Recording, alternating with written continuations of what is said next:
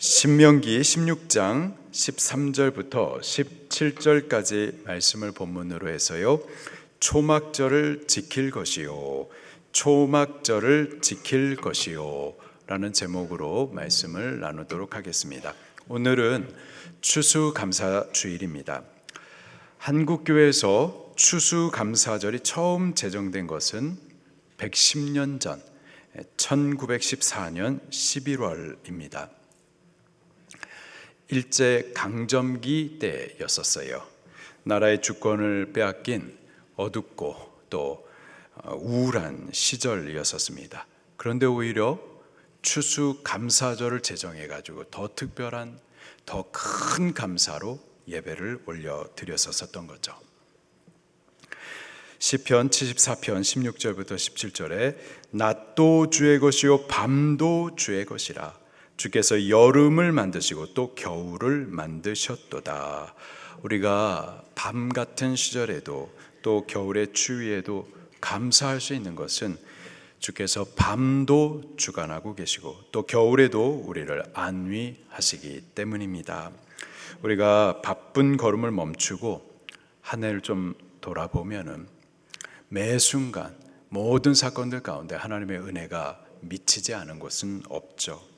우리가 받은 복을 세워보면은 우리가 바라는 것, 구하는 것, 소원하는 것보다 더욱 넘치도록 부으셨음을 우리가 고백하지 않을 수가 없습니다. 우리가 늘 감사하지만 오늘 추수감사절을 맞아서 다시 감사하고 더욱 감사할 수 있는 기회로 삼을 수 있기를 바랍니다. 이 추수감사절은 구약 성경 초막절을 모델로 세워졌었습니다. 구약시대 하나님께서는 당신의 백성들에게 절기를 가르쳐 주시고 지키도록 명령하셨습니다. 그 절기가 총 7개가 있어요. 그 가운데 중요한 3개의 절기가 있는데 6월절, 77절, 초막절입니다. 본문 16절 말씀을 같이 읽겠습니다. 시작. 너희 가운데 모든 남자가 1년에 3번 곧 무교절과 77절과 초막절에 내 하나님 여호와께서 택하신 곳에서 여호와를 배웁되 빈손으로 여호와를 배웁지 말고.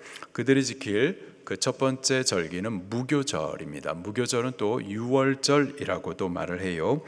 애굽에서 종노릇하던 이스라엘을 하나님께서 구원해 주셨던 그 사건을 기억하고 감사하는 절기입니다.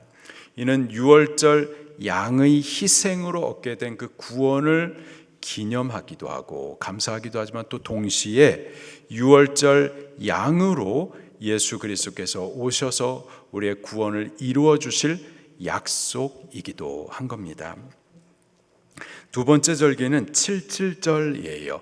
6월절 다음 날로부터 7일의 7주 이후에 지키는 절기라 하여서 77절이라고 말을 합니다. 또 50일째 되는 날에 잔치를 시작하기 때문에 오순절이라고도 말을 해요. 또 그 절기에 맞추어서 첫 열매를 수확하기 때문에 이 날을 또 초실절이라고도 말을 합니다. 또 그 첫 열매가 보리이기 때문에 맥추절이라고도 말을 합니다. 마지막 3번째 절기가 초막절이에요. 이 초막절은 가을 추수와 관련된 절기입니다. 이스라엘은 1년에 2차례 봄과 가을에 농사를 짓는데 봄에 그 첫 열매를 거두는 보리 추수 때에는 초실절로 맥추절, 77절로 하나님 앞에 절기를 지켜드리고 가을 추수 때에는 이 초막절로 하나님 앞에 절기를 지켜드립니다. 13절 말씀을 같이 읽겠습니다. 시작. 너희 타작 마당과 포도주 틀에 소출을 거두어 드린 후에 이래 동안 초막절을 지킬 것이요. 가을 추수 후에 풍성한 열매를 거두게 해주신 그 하나님을 기억하면서 감사로 절기를 지켜드리는 것이 초막절입니다. 이 초막절을 지키는 시기가요, 가을 추수 후에 연말에 지킵니다. 연말에 추수한 곡식을 곡간에다가 수장한 이후에 하나님 앞에 감사하여 지키는 절기라 해서 이 초막절을 또 수장절이라고도 말을 합니다. 출애굽기 23장 16절에 보니까 수장절을 지키라. 이는 내가 수고하여 이룬 것을 연말에 그 해의 끝에 거두어 저장함이니라. 연말에 해의 마지막에 지키는 절기가 수장절이에요. 그리고 이 수장절을 끝으로 해가지고 이스라엘의 모든 절기들, 하나님께서 주신 모든 절기, 총 7개의 절기가 이제 이것으로 끝이 나는 겁니다. 결론이 되어지는 거예요. 이 구약의 절기는 하나님의 구원 계획표와 같습니다. 하나님께서 우리 구원을 어떤 방법으로 이루실지, 또 어떤 순서와 방향으로 진행해 가실지 절기를 통해서 우리에게 계시하시고 또 약속해 주십니다. 때문에 절기를 아는 것은 중요해요. 자, 그러나 새 언약 시대의 우리는 구약의 성도들처럼 날, 달, 절기의 형식을 따라서는 지키지 않습니다. 다만 믿음으로 이 절기를 통해서 우리에게 교훈해 주시는 그 가르침을 배우기도 하고 또 실천하면은 되는 겁니다. 이 수장절도 우리에게 주시는 교훈이 있는 거예요. 영적인 가르침이 있는 겁니다. 이 수장절은 하나님의 모든 절기 가운데 마지막 절기로서 구원 역사의 마지막을 우리에게 약속해 주시는 겁니다. 구원의 마지막이 뭐죠? 구원 얻은 우리들의 마지막 천년 왕국과 영원한 천국이죠. 수장절은 바로 그것을 우리에게 계시해 주시고 약속해 주시는 절기인 거죠. 연말에 이 세상 역사 마지막 날에 여호와 하나님께서 택하시고 또 구원 베푸시고 당신의 백성 삼으신 그들을 만국에서 불러 모으실 거예요. 그 가운데 쭉정이들은 따로 모아가지고 불로 태워버리시고 알곡 성도들만 골라서 저 천국 곳간에 들이셔서는 마지막 절기, 그 수장절 잔치를 참여하게 하시는 겁니다. 그렇게 하심으로써 이 구원의 모든 절기들, 모든 계획을 이루시는 거죠. 근데 중요한 것은요, 우리가 그 수장절 잔치에 참여하셔야만 하는 거예요. 우리가 저 천국 곳간에 꼭 들어가는 알곡들이 되셔야만 하는 겁니다. 믿는 자가 되셔야 돼요. 참 신자가 되셔야만 하는 겁니다. 그래서 마지막 날 예수 그리스도께서 다시 오실 때 마지막 나팔 소리와 함께 택함 받은 알곡 성도들 그들의 이름을 부르실 때 우리의 이름이 호명되셔야만 하는 거예요. 마지막 나팔 소리와 함께 나팔 불 때 나의 이름, 나팔 불 때 나의 이름, 나팔 불 때 나의 이름, 부를 때에 잔치 참여하겠네. 아멘. 마지막 나팔과 함께 예수님께서 택함 받은 알곡 성도들을 저 천국 곳간에 부르실 텐데 우리 이름이 불려져야만 해요. 그 이름 부름과 함께 부르심을 따라 저 천국 곳간에서 마지막 저 수장절 잔치를 우리들 모두가 한 사람도 빠짐없이 꼭 참여하게 되기를 예수님 이름으로 축원합니다. 오늘 이 본문 말씀에서 수장절 규례를 통해서 우리가 이 추수감사절을 어떻게 바르게 잘 드릴 수 있을지를 같이 배우도록 하겠습니다. 4가지예요. 첫 번째로 이 수장절을 초막절로 지키라 말씀하십니다. 13절 말씀을 다시 한번 읽겠습니다. 시작. 너희 타작 마당과 포도주 틀의 소출을 거두어 드린 후에 이래 동안 초막절을 지킬 것이요. 초막절을 지키라. 초막절을 어떻게 지켜야 되는지 레위기 23장에는 또 이렇게 가르쳐주고 있어요. 너희는 이래 동안 7일 동안 초막에 거주하되 이스라엘에서 난 자는 다 초막에 거주할지니 이는 내가 이스라엘 자손을 애굽 땅에서 인도하여 내던 때에 초막에 거주하게 한 줄을 너희 대대로 알게 함이니라.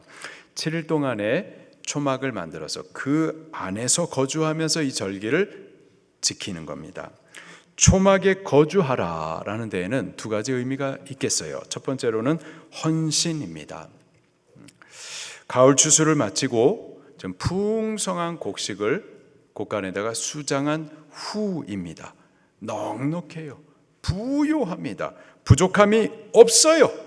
바로 그때 지금 하나님께서 헌신의 자리로 내려오라 부르시는 겁니다.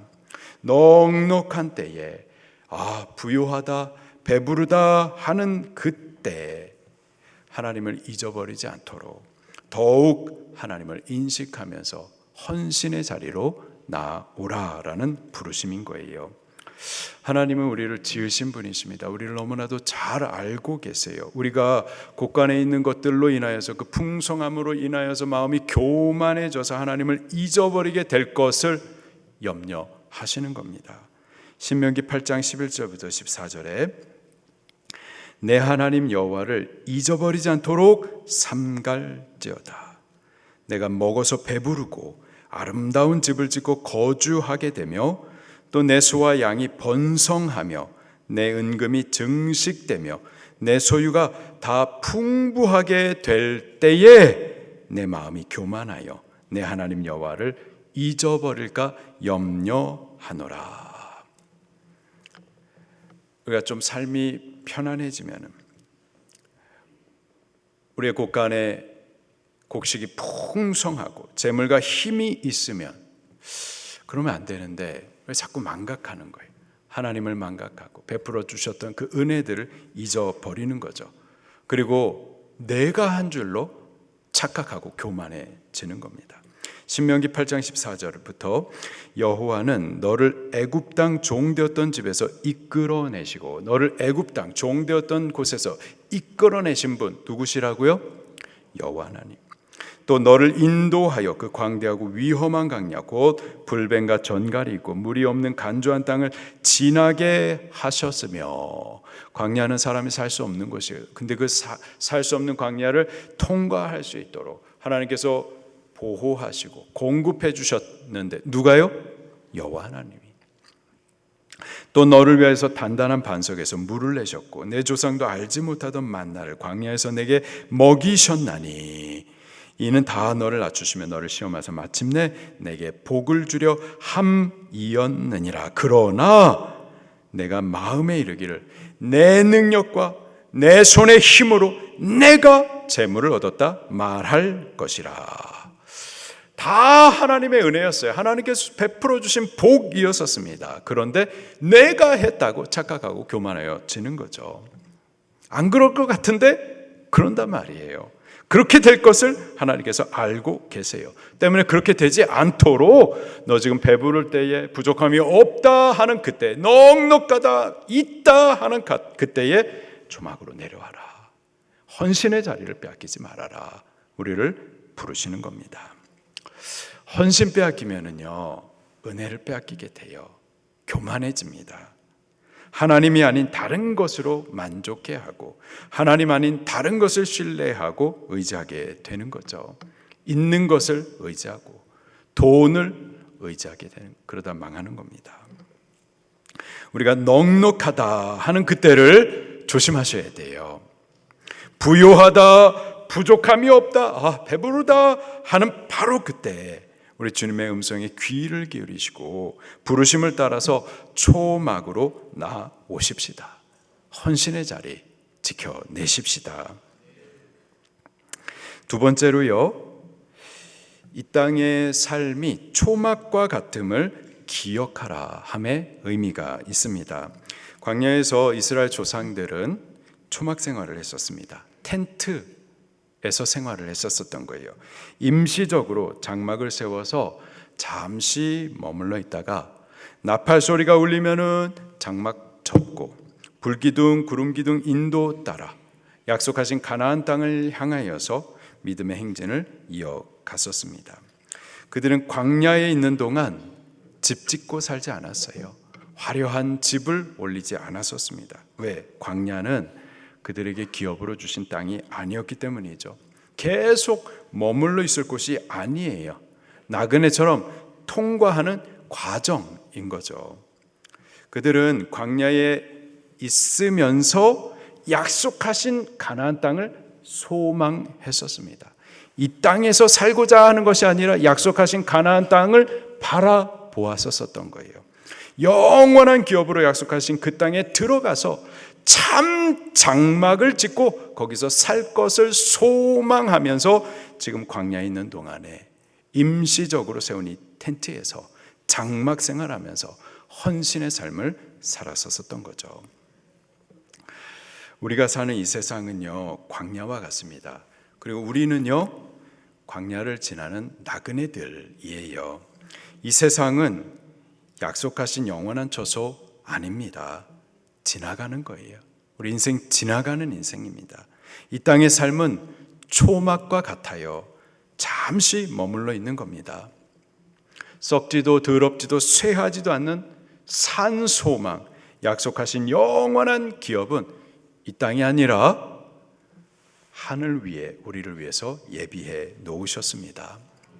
우리는 죄와 죄의 저주가 없는 것, 슬픔과 눈물이 없는 것, 고난과 고통, 비참함, 저주, 죽음이 없는 저 영원한 영광의 나라 천국을 유업으로 받아서 그곳에서 주와 함께 영원히 살기 위해 그 약속된 영광을 바라보면서 지금 이 땅에서는 나그네로서 헌신의 삶을 살면서 믿음의 행진을 이어가야만 하는 거예요. 우리 저 하늘에 예비된 참 장막, 저 천국 바라보면서 이 땅에서는 장막 생활, 헌신 생활 우리 빼앗기지 않도록 이어나갈 수 있기를 예수님 이름으로 축원합니다. 두 번째로요, 이 초막절을 이웃과 함께 나누라 라고 또 가르쳐 주세요. 14절 15절 말씀입니다. 시작. 절기를 지킬 때에는 너와 내 자녀와 노비와 내 성중에 거주하는 레위인과 객과 고아와 과부가 함께 즐거워하되. 수장절은 하나님께서 풍성한 추수한 곡식들을 수장하고 그 풍성한 것들을 즐거워하는 날입니다. 그런데 나 혼자 즐거워하지 말고 이웃과 함께 나누어 함께 즐거워하라 가르쳐 주세요. 내 자녀뿐만 아니라 노비와 그리고 성중에 거하는 레위인과 그리고 객과 고아와 과부, 소외된 자들, 약한 자들, 그들과 함께 즐거워하라. 함께 즐거워하는 거예요. 함께 나누는 겁니다. 이 가을 추수 후에 하나님께서 풍성한 곡식 거두게 해주셨는데 이 모든 것들 나 혼자 누리는 게 아니라 저들과 함께 누리라고 베풀어 주신 거죠. 하나님께 믿음의 조상 누구죠? 아브라함. 하나님께서 그 아브라함을 부르시고 복을 주시겠다 약속하실 때 세 단계로 복을 약속하십니다. 첫 번째로 내가 너에게 복을 주고, 두 번째로 내가 너를 복 되게 하며, 마지막으로는요 땅의 모든 족속이 너로 말미암아 복을 얻게 하려 함이니라. 하나님께서 약속하신 그 복은 아브라함 혼자만이 아니라 아브라함으로 말미암아서 만민이 복을 받게 하시는 것, 그것이 하나님의 부르심이었고 약속된 복의 내용이었습니다. 아브라함에게 약속하신 그 복은요 동일하게 오늘 우리들에게도 약속하셨어요. 하나님께서 우리에게 주신 복도 나만 혼자 복 받는 것이 아니라 나로 말미암아서 열방이 만민이 함께 복을 받고 함께 즐거워하도록 함의 목적이 있는 겁니다. 우리가 복의 통로 되게 하시기를 원하시는 거예요. 우리에게서 복이 흐르게 하시기를 원하시는 겁니다. 우리가 받은 은혜들, 우리가 받은 복, 이거 흘려줘야만 하는 거예요. 함께 나누어줘야만 할 줄로 믿습니다. 우리가 받은 복을요 이웃과 함께하며 이웃에게 나누어 줄 때 어떻게 될까요? 더욱 하나님께서 채워 주시는 거예요. 15절에 이렇게 약속하십니다. 15절 후반에 내 하나님 여호와께서 내 모든 물산과 내 손을 댄 모든 일에 어떻게 할 것이니 복 주실 것이니, 이미 풍성이 곳간에 채워지도록 주셨어요. 근데 나누는 동안에 더욱 주신다라는 거예요. 그러니 아까워하지 말고 이웃과 함께 온전히 즐거워할지니라. 우리 이웃과 나눌 때 하나님께서는 더욱 채워 주시는 겁니다. 이미 주셨지만 더욱 부어 주시는 거예요. 그러니 염려하지 말고 이웃과 함께 즐거워할지니라, 나누라 말씀하시는 거죠. 말씀을 따라서 우리 수지방주교회도 자꾸 나누어주는, 베풀어주는, 얼마든지 꿔주는, 그래서 하나님의 풍성하심을 나타내주는, 거저 베푸시는 그 은혜를 보여주는 그런 교회가 되면 좋겠습니다. 그런 교회가 되기를 예수님 이름으로 축원합니다. 우리가 받은 은혜와 복이 많아요. 큽니다. 풍성합니다. 받은 구원과 천국, 이거는 세상의 가치로, 값으로는 말할 수 없이 크고 귀한 선물이에요. 값없이 받았어요. 거저 받았어요. 때문에 거저 나누어주고 값없이 베풀어 주는 거예요. 이웃에게 나누고 그리고 하나님으로부터 더욱 받는 것, 이게 바로 초막절을 지키는 방법인 겁니다. 세 번째로요, 하나님께 예물을 드리면서 이 절기를 지키라고 명령을 하십니다. 16절 17절 말씀 시작. 너희 가운데 모든 남자는 1년에 3번 곧 무교절과 칠칠절과 초막절에 내 하나님 여호와께서 택하신 곳에서 여호와를 배웁되 빈손으로 여호와를 배웁지 말고 각 사람이 내 하나님 여호와께서 주신 복을 따라 그 힘대로 드릴지니라. 감사절을 지킬 때 빈손으로 오지 말라, 감사의 예물을 올리라 말씀하고 있어요. 감사의 예물을 드리되 여호와 하나님께서 각각 주신 복을 따라서 힘대로 올려드리는 겁니다. 많이 받았으면 많이 올려드리는 거고, 적게 받았으면 적게 올려드리는 거죠. 받은 게 없으면요 안 드리는 겁니다. 때문에 헌금은 은혜 받은 자만, 구원 받은 자만 올려드릴 수가 있는 거예요. 구약의 제사들 가운데 화목 제사가 있는데요, 그 제사 안에서도 하나님 앞에 자원하여 드리는 자원제가 있고 서원제가 있고 감사해서 드리는 감사제가 있습니다. 그 제사를 올려드릴 때 제물을 바쳐 드리는데, 어떤 이들은 하나님 앞에 받은 것이 많아가지고 소를 제물로 바쳐 드립니다. 근데 또 다른 이는 소를 바치기에는 힘이 없어요. 그러면 양이나 염소를 바쳐 드릴 수가 있습니다. 근데 그것도 바쳐 드리기에 힘이 부족하다 그러면은 비둘기를 쪼개서 하나님 앞에 바쳐 드릴 수 있습니다. 근데 그것도 없이 가난하다 그러면 곡식 가루를 하나님 앞에 또 가져서 예물로 올려드릴 수가 있어요. 누구라도 나는 없어서 못 드립니다 하지 않도록, 가난한 자라도 부한 자라도 각각의 힘대로 하나님 앞에 올려드릴 수 있도록 그렇게 만들어 주셨죠. 다만 빈손으로 와서는 안 되는 거예요. 아무런 감사 없이 와서는 안 되는 겁니다. 하나님께서 베푸신 은혜가 있고 복이 있고 감사의 조건들이 있는데 그것을 가지고 와서 하나님 앞에 올려드리는 거죠. 우리가 감사할 때에 감사의 마음으로만 할까요? 물질이 있는 곳에 마음이 있습니다. 물질을 통해서 우리의 마음의 감사를 하나님 앞에 올려드리는 거예요. 그것이 헌금인 거죠. 우리가 헌금 올릴 때에 몇 가지 주의할 것들이 있습니다. 헌금 올릴 때 미리 준비하여 올려드리셔야만 하는 겁니다. 고린도후서 9장 6절 말씀에 이러므로 내가 이 형제들로 먼저 너희에게 가서 너희의 전에 약속한 연보를 그 헌금을 미리 준비케 하도록 권면하는 것이 필요한 줄을 생각하였노니, 이렇게 준비하여야 참 헌금답고 억지가 아니니라. 준비된 것으로 헌금하셔야만 하는 거예요. 준비 없이 왔다가 그냥 아무거나 있는 거 올려드리는 거, 그거 바르지 않습니다. 혹은 다 쓰다가 남은 거, 그거 하나님 앞에 올려드리는 거 바르지 않아요. 처음 것을 먼저 하나님 앞에 구별하여 준비했다가 우리의 기도와 감사를 담아서 하나님 앞에 올려드리셔야만 하는 겁니다. 그래야 받으실 만한 참 헌금이 되줄 수가 있는 거죠. 그리고 인색함으로 드려서는 안 됩니다. 억지로 드려서도 안 돼요. 자원함으로, 즐거움으로 올려드리셔야만 하는 거예요. 고린도후서 9장 8절에 각각 그 마음에 정한 대로 할 것이요 인색함으로나 억지로 하지 말지니 하나님은 즐겨내는 자를 사랑하시느니라. 또 믿음으로 올리시는 겁니다. 고린도후서 9장 6절에 이것이 곧 적게 심는 자는 적게 거두고 많이 심는 자는 많이 거둔다 하는 말이로다. 헌금은 심는 겁니다. 심고 거두는 거예요. 믿음을 심고 물질 축복을 거두는 것이 헌금입니다.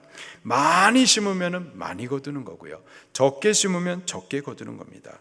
헌금은 물질 축복의 통로인 거예요. 우리가 받은 은혜가 크고 많습니다. 우리 받은 대로, 은혜대로, 주신 복을 따라, 힘을 따라 여호와 하나님 앞에 바르게 헌금 올려드릴 수 있기를 바랍니다. 그리고 마지막으로 감사하면서 이 절기를 지켜드리는 거예요. 감사절은 감사드리는 절기이죠. 베푸신 은혜들, 주신 복을 세어보는 겁니다. 그 은혜를 인정하며 감사를 고백하여 올리는 거예요. 감사하지 않는 백성은요, 멸망받습니다. 고린도전서 10장에 보게 되면은 이스라엘 백성들이 광야에 있었을 때 멸망받게 된 여러 가지 이유를 나열해 주시는데 그 중에 하나가 감사하지 않았었던 거예요. 감사하기보다는 원망하고 불평을 쏟아내었었던 거죠. 하나님의 심판 아래 있는 자들, 하나님의 진노받는 자들, 그 영혼이 타락한 자들, 그들에게서 드러나는 특징 중 하나가 감사하지 않아요. 하나님 앞에 받은 것은 많이 있는데 하나님을 인정하지도 감사하지도 않는 겁니다. 로마서 1장 21절에 하나님을 알되 하나님으로 영화롭게 하지도 아니하며 감사치도 아니하고, 하나님을 감사하지 않는 거예요. 인정하지 않는 거예요. 반대로 하나님께서 존귀하게 여기시고 사용하시고 그렇게 하나님께서 사랑하시는 믿음의 사람들, 그들을 보면은 하나님을 영화롭게 해드리고 항상 감사합니다. 다윗을 보게 되니까 시편 103편에 이렇게 저가 받은 은혜를 하나님 앞에 찬송으로 고백을 해드립니다. 내 영혼아 여호와를 송축하며 그 모든 은택을 잊지 말지어다. 저가 내 모든 죄악을 사하시며 내 모든 병을 고치시며 내 생명을 파멸에서 구속하시고 인자와 긍휼로 관을 씌우시며 모든 좋은 것을 내 소원을 만족해 하사 내 청춘을 독수리같이 새롭게 하시는도다. 다니엘도 모함을 당하는 때에, 그리고 사자굴에 던져지는 그 위협을 받는 그 때에도 오히려 하나님 앞에 감사를 올려드립니다. 다니엘서 6장 10절 말씀에 다니엘이 이 조서에 어인이 찍힌 것을 알고도 자기 집에 들어가서는 그 방에 예루살렘으로 열린 창에서 행하던 대로 하루 3번씩 무릎을 꿇고 기도하며 하나님께 감사하였더라. 모함을 받는 것, 오해당하는 것, 손가락질 밟고 비판당하는 거 쉽지 않습니다.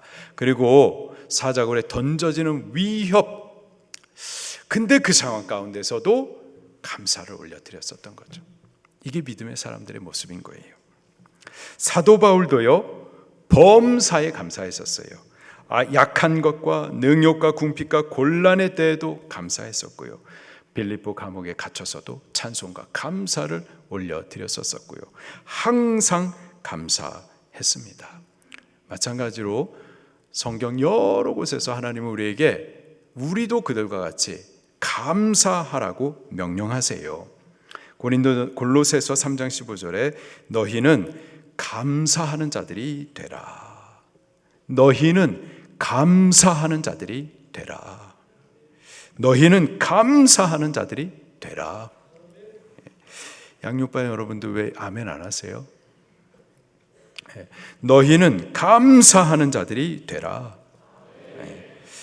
왜 아멘 한 번밖에 안 하세요? 너희는 감사하는 자들이 되라. 아멘 아멘. 고린도전서 15장 57절에 우리에게 이김을 주시는 하나님께 감사하라. 아멘. 데살로니가전서 5장 18절에 범사에 감사하라. 이는 그리스도 예수 안에서 너희를 향하신 하나님의 뜻이니라. 우리가 대학에 들어갔어요. 합격했어요. 감사하죠. 합격하지 못하고 떨어졌으면요, 불평하고 원망하고 의심할까요? 아니죠. 우리의 앞일이 어떻게 될지는 모르지만은, 그러나 이 순간 가운데서도 우리를 향한 하나님의 분명한 뜻이 뭐냐? 감사하는 거예요. 골로새서 2장 6절부터 7절. 그러므로 너희가 그리스도 예수를 주로 받았으니 그 안에서 행하되 그 안에 뿌리를 박으며 새 우물 입어 교훈을 받은 대로 믿음에 굳게 서서 감사함을 넘치게 하라. 믿음에 굳게 서서 우리가 해야 되는 것이 감사. 우리도 감사하십시다. 감사가 습관이 되게 하십시다. 인격이 되도록 하십시다. 그래서 우리를 툭 건들 때 먼저 튀어나오는 것이 감사가 되어야만 할 거예요. 미국에서 운전을 하다가 사고가 났어요. 사고가 나가지고 머리가 깨져서 피가 줄줄줄 흐릅니다. 경찰 아저씨가 찾아와가지고 깜짝 놀라면서 묻는 거예요. Are you okay? 괜찮냐? 그럴 때 우리 뭐라고 대답해야죠? Fine, thank you. And you? 자동적으로 감사를 고백하는 거예요. 감사가 습관이 되셔야만 하는 겁니다. 감사가 인격이 되기까지 우리 감사 많이 하십시다. 모든 상황 가운데서 범사에 감사하십시다.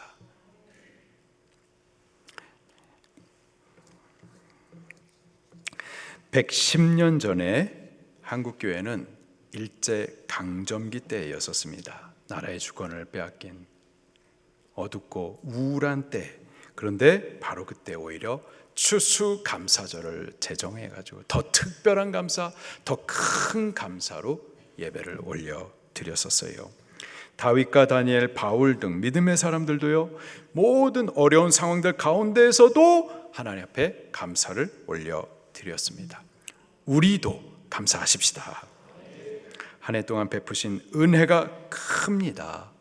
우리가 바라고 구하고 소원하는 것보다 더욱 넘치도록 하나님께서 복과 은혜를 베풀어 주셨어요. 그리고 사실 이런 것들은 있기도 하다가 없어지기도 하는 겁니다. 가변적인 것들이에요. 이것들이 없어지면 우리가 감사 안 할까요? 이런 가변적인 것 말고 무엇보다도 우리 받은 이 구원의 큰 은혜, 영원하고 절대적이고 불변하는 이 구원의 큰 은혜에 대해서 우리 감사하십시다. 죄 가운데 태어나서 죄성을 가지고 죄 앞에 늘 무력하여 범죄하는, 평생의 범죄에서 비루한 인생 살고, 범죄에서 내 주변에 있는 사람들 자꾸 찌르고 아프게 하고, 그리고 그 죄로 인해서 결국은 죽어서 영원한 형벌 지옥에 떨어져야 될 우리를 하나님께서 사람의 몸을 입고 찾아와 주셔서 대신 의롭게도 살아주시고, 또 대신 죄값을 지불하시기 위해서 십자가에서 죄의 형벌을 받아 죽기까지 하셔서 우리를 구원해 주시고, 우리를 거듭나게 하사 하나님의 자녀 되게 하시고, 천국 아니라 저 영원한 천국을, 지옥 아니라 저 영원한 천국을 우리의 기업으로 약속해 주신 이 변할 수 없는 이 복음의 큰 은혜에 대해서 우리 감사하십시다. 평생에 감사하고 영원히 감사하고 저 천국에선 더 좋은 감사로 감사하십시다. 오늘 추수감사절을 맞아서요, 우리 빼앗긴 감사 회복하십시다. 그리고 빼앗긴 헌신도 다시 찾으십시다. 하나님을 향하여서는 감사의 예물을 올려드리고, 또 이웃을 향해서 우리 받은 은혜들을 나누어 주면서 이 추수감사의 절기들을 지켜나가는 우리들이 꼭 되기를 예수님 이름으로 축원합니다. 우리 말씀 붙들고 통성으로 기도하시겠습니다.